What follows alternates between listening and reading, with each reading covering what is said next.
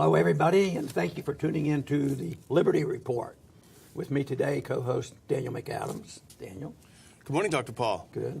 I have a little laryngitis to contest with today. Yelling at the TV again? Very good. Well, today we have a special guest, so he'll have to do a little bit of talking too, because of my voice. But anyway, we have a state senator from Virginia, Richard Black. Senator Black, welcome to our program today. Ron, it's very good to be here. It's a great honor to be anywhere where you are. Well, that's nice. Thank you. Well, I tell you what, Daniel got in touch with your office because he had read about your recent trip to Syria, and we do a lot on foreign policy with our program. We talk a lot about the Middle East. So we think it's fascinating to have somebody that is interested enough to maybe make the trip and sort things out. We've sort of learned around here, which you may have learned over the years too, that you can't depend on the media to really report things as they really are. So we were very interested in your trip. Tell us a little bit about this trip you made to Syria. I think it was in the spring of this year, and what you might have learned on that trip. Well, a very interesting trip. I have studied what's going on in Syria now for almost 6 years. It actually started when I was very curious why we were attacking Libya, which was a neutral, non-belligerent country, and we clearly were in violation of the law of war. And that led me to the discovery that we were gun running from Libya into Turkey and then funneling the money over to terrorists in Syria to try to overthrow the Syrian government. What I had learned before I went was that Syria had enjoyed 40 years of peace with Israel. It had the greatest women's rights and the greatest religious freedom of any nation in the Arab world. It was one of the safest nations on earth, and certainly the safest nation in the Arab world. And so all of this led me to begin to study very intensely, why are we attacking the nation that really should be the model for what we would hope that the Arab world would become? And so I went, I had written a letter to President Assad in 2014, and I thanked him for the very gallant rescue of the Christians along the Kalaman mountain range. There were 14 nuns being held human hostage. But anyway, all of this led to a decision to actually make a trip to Syria. And I went to Syria. I visited Palmyra, which had been recently liberated from ISIS. The Syrian army launched a very incredibly heroic battle there and had overwhelmed ISIS. Interestingly, I tell you, one of the things that I learned there is that the U.S.-led coalition had deliberately permitted ISIS to travel across 100 miles of wide open desert without dropping a single bomb or doing anything to interfere with the advance of ISIS. And I think what they were hoping is that if ISIS could seize Palmyra, that Palmyra was midway on the road to Damascus. And if they could take Palmyra, perhaps ISIS could take Damascus. We were so intent on bringing about the downfall of Syria that we were willing to subject the entire population of Syria to the enormous horrors of ISIS. And so I was quite stunned when I went to Palmyra to personally see what I already knew what we had done, but to see it and to actually drive the terrain was quite impressive. We went on to Homs province, and I began to see the tremendous culture of religious freedom they have. I'll tell you, Ron, you and I grew up at a time when there was genuine religious freedom in the United States. You could pray at school, you could just do all kinds of things. And today we have a harshly anti-Christian federal government that suppresses Christianity in particular everywhere that they can.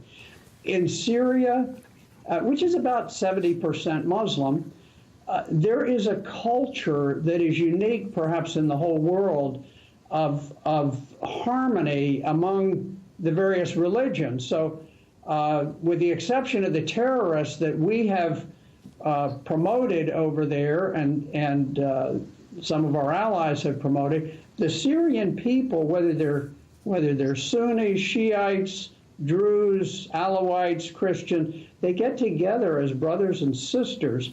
And so I went to Homs, and I went to a major theater production, and I was stunned. All of a sudden, here I'm in this theater, and up on the screen there's an image of Jesus Christ dragging the cross on the way to Calvary, and.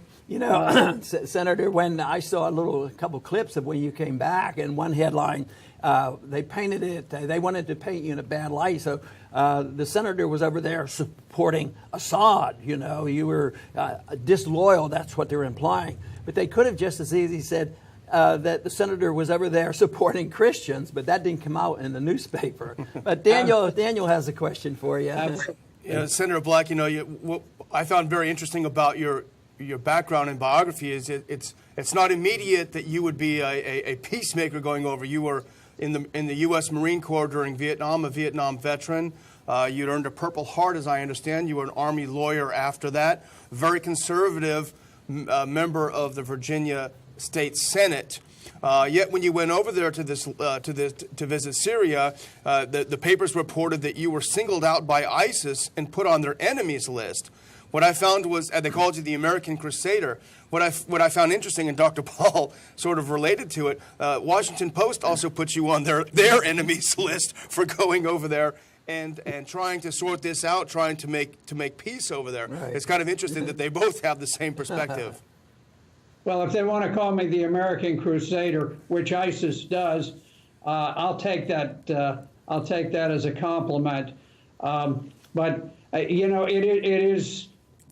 is ironic that the United States has allied itself with what I call the axis of evil: Turkey, Qatar, Saudi Arabia. You look at what's happened to Turkey. President Erdogan has crushed every institution of government and instituted an absolute dictatorship. Here is a man that we call an ally, and he says he wants to revise their constitution so that he will have the same authority that Adolf Hitler had. Here's the man who would be Adolf Hitler, and he is our great ally. He has invaded both Syria and Iraq, and he's beginning this expansionist policy. He's brought into question the Treaty of 1923, which established the line of demarcation between Turkey and Greece. So he is beginning to contemplate a move on Western Europe. I consider President Erdogan perhaps the most dangerous man on the planet today. He's very patient, but he is a very dangerous man. Then we also are allied with Qatar. And we go apoplectic about coups, and yet the king of Qatar took power when he overthrew his own father in a military coup. And then, of course, you get to Saudi Arabia, which has not one single Christian church in the entire country, and yet they are funding mosques throughout the world. And their mosques are not simply Muslim mosques, but they are Wahhabi Muslim, which is the most vile and most violent element of the Islamic faith. Saudi Arabia, where they treat women and dogs somewhat similar, because a woman and a dog are not allowed out of the house without the master's permission. And the only difference, I think, between the women and the dogs is that the woman has to be accompanied by a man, whereas I think the dog can roam free in Saudi Arabia. So the idea that somehow we're this democratic force for freedom is just so absurd. We're allied with the worst of the worst. Right. Senator, you mentioned in the 1960s, you were in the military, and I was in the military. You said in age, we've overlapped a bit because I was in for 5 years during the 1960s. And although I had opinions about the war, I was not as strongly opinionated as I am now about the war. And on this particular event going on in Syria, you refer to it as unlawful, which would be very similar to when I call it unconstitutional. So my question is did you have sort of a growing experience on foreign policy from the time you were in Vietnam to the position you had today, or do you think that you had sorted it all out way back in the 1960s? Well, I fought in Vietnam. I was wounded. My radio men died with me while we were trying to rescue a Marine outpost. I flew 269 combat missions and crash landed after machine gun fire had cut through our controls. So I'm not coming at this as some sort of a peacenik left-wing activist, but what I have come to realize through very thorough study is that American policy is bought and paid for. The Saudi Arabians in particular, and there are other countries, as you know, who pay off American politicians, and not only Americans, but people in Europe. And it's not all just campaign contributions, I don't believe. My guess is that there are people who have Swiss bank accounts that would break the side of a Swiss mountain, and the Saudi Arabians know that they can simply purchase American policy and employ our wonderful military. I mean, I love our military people in uniform, but they are being forced to go out and fight these wars. Typically, they're against Christians. I don't know where we're fighting against some harsh Islamic dictatorship. We take on these secular countries, whether it's Libya. We tried to overthrow Egypt, Syria. We did it with Serbia. Everywhere we go, we're taking on these countries that where we are empowering violent Islamic forces, and I think this is very, very dangerous for this country. I think it's suicidal. Mm-hmm. Yes, okay. Senator Black, it was very interesting what you mentioned. You're not the typical left-wing peacenik, and that's one of the reasons why Dr. Paul founded the Ron Paul Institute, which I direct, is to develop a broad left-right coalition against senseless wars. And it was that great Marine Smedley Butler that realized war is a racket. It pays off for the people that are well connected. But here's something interesting. A lot of this started off in 2014 when, as you mentioned, you wrote a letter to Assad, and in the letter you mentioned if we were to after you wrote the letter, I think you quoted to the Washington Post.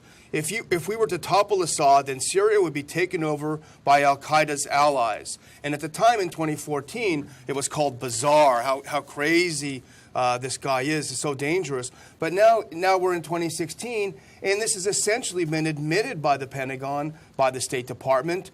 They've confirmed that our so-called moderate rebels in Syria and al-Nusra Front, which is al-Qaeda, are hopelessly intermixed in places like Aleppo. They can't be separated. So essentially, our moderates, if you walk like a duck and talk like a duck, quack like a duck, they're fighting alongside al-Qaeda. So in a sense, what was considered bizarre two years ago is now de facto. It can't be avoided.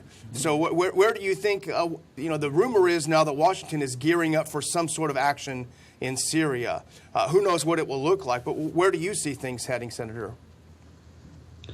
I'm not exactly sure. I think a lot will depend on the presidential election.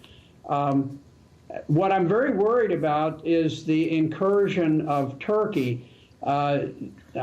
Recently, Prime Minister Erdogan alluded to the fact that back under the Ottoman Empire, that they owned Aleppo, and they have tried to take Aleppo through armed force by arming these terrorists. And you know, this pocket in Aleppo that the media is crying about, this only amounts to about 1/8 of the population of Aleppo, and the people involved in controlling the defense for the rebels are al-Nusra, which is Al-Qaeda in Syria. Al-Qaeda is the force that brought down the Twin Towers on 9/11. And so here we are giving our full diplomatic support and weight to the group that caused 3,000 Americans to die flaming deaths on 9/11. It's just bizarre. I worry very much about what Turkey is doing. I think they have their eye on carving off a major portion of Syria and incorporating it into this gradually emerging resurrection of the Ottoman Empire. And as you know, the Ottoman Empire traditionally has attacked repeatedly, century upon century, attacked into Europe. And I suspect that down the line, that this is going to be the gravest risk to Western civilization we have seen in our lifetime. You know, Senator, you mentioned that it looks like sometimes our policy is actually looking like it's anti-Christian and not anti-ISIS. We've sort of sensed that a little bit because we do talk about ISIS getting support and weapons. It doesn't make any sense, but they seem to win. What do you think is going on there? If that's actually true, that we are so-called friendlier, at least on a short-term basis, with ISIS than we are worrying about maybe even talking about or emphasizing protection of Christians. We know that in 2013, the Joint Chiefs of Staff became so distraught about the prospect that Al-Qaeda might take Damascus that they ordered a thorough study by the Defense Intelligence Agency. This was done, and DIA rendered formal findings of fact. One of the findings of fact was that for all practical purposes, there are no moderate rebels. They do not exist. The other thing that they found is that this channel that we had established ostensibly to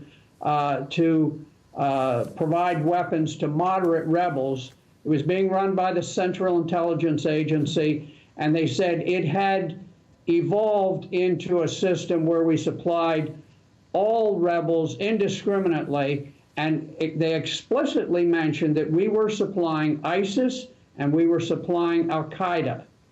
And they may have called it al-Nusra, but that is Al-Qaeda in Syria. And so this is the channel through which many of these weapons have gone. Now, when the Russians went in there with a fairly modest expeditionary force, it was enough to tip the balance of power. Had the United States stayed out at that point, just done nothing, the Syrian army would have restored order throughout the country, the war would have ended, people would be rebuilding, refugees would be returning, and peace would be at hand. But instead, the State Department and the Central Intelligence Agency rushed anti-tank and anti-air missiles, fewer anti-air missiles, but many anti-tank missiles. We got them into Al-Qaeda, we got them into ISIS, and they were able to slow the advance of the Syrian armed forces. Yeah. And for that reason, the war continues and the bloodshed continues. And it's being bought and paid for by our taxpayers. Well, we're going to have to call it quits for now, but I think you just made a pretty good statement for us taking the position that we talk about so much. Let's just stay out of these businesses because it doesn't seem to work out the way it's supposed to. It backfires, and here it looks like we support the people that we pretend are arch enemy. Anyway, Senator, thank you very much for being with us today. It was very enlightening to talk to somebody that just had recently been to Syria. Well, thank you very much, Ron. I appreciate the opportunity to be with you. Thank you. And I want to just say thank you to our viewing audience today for joining in. This is important information that we get because the senator has just been there this year and he had a favorable experience, and he doesn't come across fearful. Of Assad, he certainly wouldn't have been, if he had been advising, Obama, he wouldn't have been saying, it's time to go, because that's really when a lot of trouble started in 2011. Assad has to go. So avoiding these situations, as far as I'm concerned, is the best thing to go. And we have to change overall policy, not just change technical courses in battles. And that tends to be all that we ever talk about, with the in the political sphere. But I will continue to make the case for a pro-American foreign policy, which is mind our own business. And I believe we not only will be safer, but we will be much wealthier, and the world would be more peaceful. I want to thank everybody for tuning in today to the Liberty Report. Please come back soon.